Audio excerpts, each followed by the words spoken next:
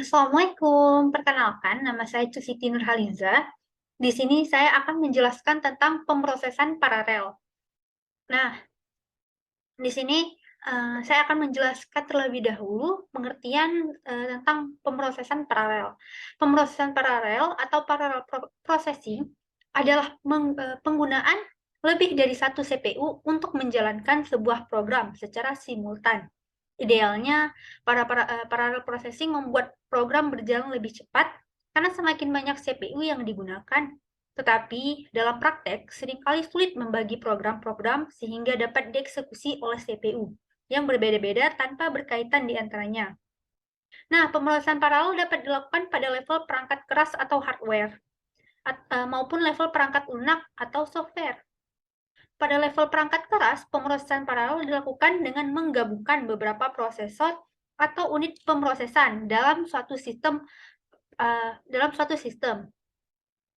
Prosesor ini dapat bekerja secara bersamaan untuk memproses tugas-tugas yang berbeda atau memproses tugas-tugas yang sama secara paralel. Pada level perangkat lunak, pemrosesan paralel dilakukan dengan memecah tugas besar menjadi beberapa tugas kecil yang dapat diproses secara independen. Tugas-tugas ini dapat dijalankan secara paralel pada beberapa prosesor atau pada satu prosesor yang memiliki kemampuan pemrosesan paralel. Nah, salah satu tantangan utama dari koordinasi antara prosesor-prosesor yang terlibat dalam pemrosesan paralel, yaitu koordinasi yang buruk dapat mengakibatkan kesalahan atau kinerja yang buruk. Selain itu, pemrosesan paralel juga memerlukan pemrograman yang khusus dan kompleks untuk memecah tugas besar menjadi tugas-tugas kecil yang dapat diproses secara paralel. Hal ini memerlukan keahlian dan pengalaman khusus dalam pemrograman paralel. Tujuan utama dari pemrosesan paralel adalah untuk meningkatkan performa komputasi. Semakin banyak hal yang bisa dilakukan secara bersamaan atau dalam waktu yang sama, maka semakin banyak pula pekerjaan yang bisa diselesaikan. Nah, salah satu teknik melakukan komputasi secara bersamaan dengan memanfaatkan beberapa komputer secara bersamaan. Biasanya dilakukan saat kapasitas yang diperlukan sangat besar, baik karena harus mengolah data dalam jumlah yang besar, ataupun karena tuntutan proses komputasi yang banyak. Untuk melakukan aneka jenis komputasi paralel ini diperlukan infrastruktur mesin paralel yang terdiri dari banyak komputer yang dihubungkan dengan jaringan dan mampu bekerja secara paralel untuk menyelesaikan suatu masalah. Untuk itu diperlukan aneka perangkat lunak pendukung yang biasa disebut middleware yang berperan untuk mengatur distribusi pekerjaan antar node dalam suatu mesin paralel. Selanjutnya, pemakaian harus membuat pemrogram paralel untuk merealisasikan komputasi. Nah, selanjutnya saya akan menjelaskan tentang komputasi paralel. Komputasi paralel adalah suatu teknik melakukan komputasi secara bersamaan dengan memanfaatkan beberapa komputer secara bersamaan. Biasanya diperlukan saat kapasitas yang diperlukan sangat besar, baik karena mengolah data dalam jumlah besar ataupun karena tuntutan proses komputasi yang banyak. Untuk melakukan aneka jenis komputasi paralel ini, diperlukan infrastruktur mesin paralel yang terdiri dari banyak yang dihubungkan dengan jaringan dan mampu bekerja secara paralel untuk menyesuaikan suatu masalah. Untuk itu, diperlukan aneka perangkat lunak pendukung yang bisa disebut dengan middleware, yang sudah saya jelaskan tadi, yang berperan untuk mengatur distribusi pekerjaan antar node dalam suatu mesin paralel. Selanjutnya, pemakai harus pemrograman paralel untuk merealisasikan komputasi. Yang perlu diingat adalah komputasi paralel berbeda dengan multitasking. Nah, adapun pengertian dari multitasking adalah komputer dengan proses tunggal mengeksekusi beberapa tugas secara bersamaan. Walaupun beberapa orang bergelut di bidang sistem operasi beranggapan bahwa komputer tunggal tidak bisa melakukan beberapa pekerjaan sekaligus, melainkan proses penjadwalan yang berlakukan pada sistem operasi membuat komputer seperti mengerjakan tugas secara bersamaan. Sedangkan komputasi paralel sudah dijelaskan sebelumnya, bahwa komputasi paralel menggunakan beberapa prosesor atau komputer. Selain itu, komputasi paralel tidak menggunakan arsitektur Von Neumann. Nah, adapun Adapun arsitektur komputer paralel, yang pertama berdasarkan simetrisnya, yaitu yang pertama ada asymmetric multiprocessing atau ASMP. Yang kedua ada symmetric multiprocessing atau SMP, dan yang ketiga ada non-uniform memory access atau NUMA. Nah, non-uniform memory access atau disebut dengan NUMA adalah memori komputer rancangan yang digunakan dalam multiprosesor, di mana waktu akses memori tergantung pada lokasi relatif terhadap prosesor. Under NUMA, dalam NUMA, prosesor dapat mengakses memori lokal sendiri, lebih cepat dari memori non-lokal, yaitu memori lokal ke proses atau memori bersama antara proses. NUMA arsitektur logically follow ini scaling from NUMA arsitektur logically follow in scaling from symmetric multiprocessing atau SMP arsitektur. Arsitektur NUMA logis mengikuti skala dari symmetric multiprocessing atau SMP arsitektur. Pembangunan komersial mereka datang bekerja dengan Burroughs atau yang kemudian disebut UNIS.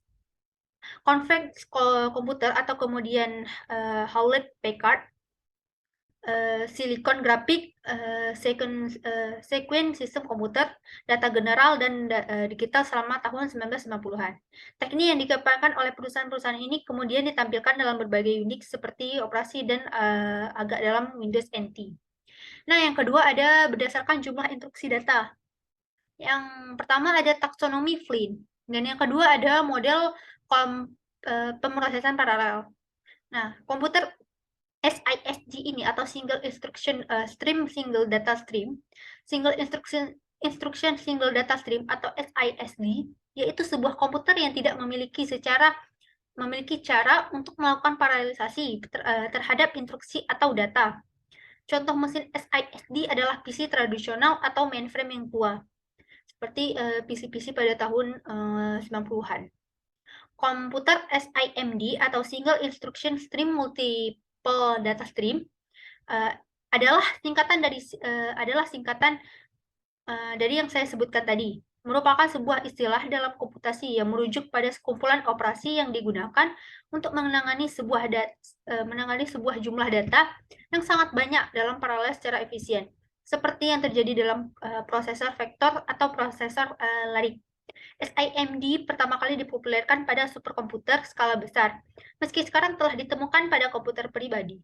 Contoh aplikasi yang dapat mengambil keuntungan dari SIMD adalah aplikasi yang memiliki nilai yang sama, yang ditambahkan ke banyak titik data atau data point. Yang umum terjadi dalam aplikasi multimedia. Salah satu contoh operasinya adalah mengubah brightness dari sebuah gambar. Seperti pixel dari sebuah gambar 24 bit, berisi 3 buah nilai berukuran 8 bit.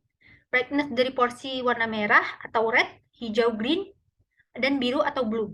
Untuk melakukan perubahan brightness, nilai R, G, dan bahkan dibaca dari memori, dan sebuah nilai baru. Nah, adapun selanjutnya dari arsitektur komputer paralel, yaitu ada komputer MISD, Multiple Instruction Stream Single Data Stream. Komputer jenis ini memiliki unit proses yang masing-masing menerima dan mengoperasikan instruksi yang berbeda terhadap aliran data yang sama. Dikarenakan setiap unit pemrosesan memiliki unit pengendalian yang berbeda, keluaran dari suatu proses menjadi masukan bagi pemrosesan berikutnya. Nah, adapun komputer MIMD, yaitu Multiple Instruction Stream Multiple Data Stream, pada sistem komputer MIMD murni terdapat interaksi di antara pemrosesan. Hal ini disebabkan seluruh aliran dari dan ke memori berasal dari space data yang sama bagi semua pemroses. Komputer MIMD bersifat tightly complete di mana jika tingkat interaksi antara pemrosesan tinggi dan disebut loosely coupled jika tingkat interaksi antara pemrosesan rendah. Nah, selanjutnya ada berdasarkan kedekatan antara faktor. Yang pertama adalah loosely complete dan yang kedua ada thinly coupled yang dimana sudah saya singgung sebelumnya. Nah, loosely complete ini adalah prosesor yang mendistribusikan komputasi di antara beberapa prosesor. Nah, prosesor berkomunikasi dengan prosesor lainnya melalui saluran komunikasi, misalnya bus kecepatan tinggi atau saluran telepon. Sistem ini disebut loosely complete system atau sistem terdistribusi dengan menggunakan memori lokal atau multi komputer. Dan yang kedua ada tingly complete. Tingly complete processor adalah sistem paralel yang mempunyai lebih dari satu prosesor yang dapat berkomunikasi membagi bus, clock, dan juga perangkat memori dan peripheral. Sistem ini disebut sebagai tingly complete system. Contohnya yaitu sistem Unix versi Encore. Untuk komputer Multimax, komputer dapat dikonfigurasikan untuk menangani satu lusin prosesor, semua menjalankan Unix. Nah, mungkin itu saja penjelasan tentang parallel processing dan komputasi paralel. Jangan lupa subscribe channel saya dan juga like. Terima kasih atas perhatiannya. Wassalamualaikum warahmatullahi wabarakatuh.